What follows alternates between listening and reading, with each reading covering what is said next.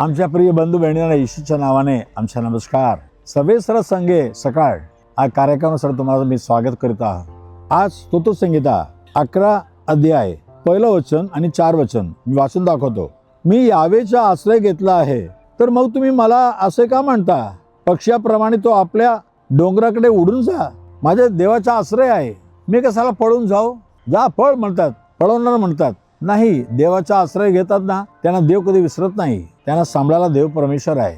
तुम्हाला सांभाळायला देव परमेश्वर आहे. तुम्हाला काही लोक म्हणतात का, चल पळ नाही तर तुला खतम करणार. तुमचा जीव कोणा मनुष्याच्या हातात नाही. कोलशेकरांना पत्री 3:3 मध्ये म्हणत आहे, तुमचा जीव येशू ख्रिस्ताबरोबर देवामध्ये लपून गेलेला आहे. कोणी त्याला हात लावू शकत नाही.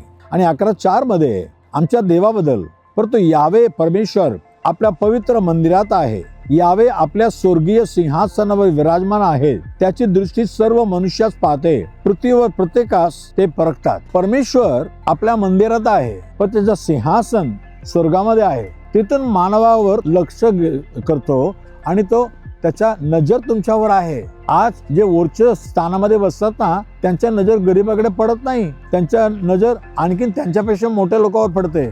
पण आमचे देव स्वर्गात आहे, मंदिरात आहे, त्या सिंहासन स्वर्गामध्ये. तरी तुमच्यावर माझ्यावर त्याची नजर पडत आहे. त्या मला परखून पाहत आहे. आमचे जे काही पाहिजे ते सगळं त्याच्या जीवाला माहित आहे. तुम्हाला काय पाहिजे? तुम्ही सगळ्यात खाली असाल तरी देव स्वर्गावरून पाहू शकतो. आज तुमच्याकडे पाहत आहे, तुमच्या मनाचे आरोळे ऐकत आहे. आज देव बाबा तुमच्या प्रार्थनेचं उत्तर देणार.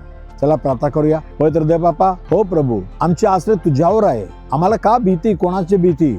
आणि तू मंदिरात आहे, पण तुझ्या सिंहासन स्वर्गामध्ये आहे. स्वर्गातून आमच्याकडे लक्ष देतो. आज वचन ऐकणाऱ्याला पाह प्रभू, त्यांचे काय गरजा आहे, काय काळजी आहे हे तू ओळखतोस प्रभू. त्यांना त्यातून सोडू आणि ते मागणारे प्रत्येक आशीर्वाद त्यांना दे प्रभू. त्यांचे गरजे पूर्ण कर. येशूच्या नावाने मागितो मला, ऐक प्रभू राजा. Amen amen. God bless you. आणि उद्या सकाळी पुन्हा भेटूया. आमेन.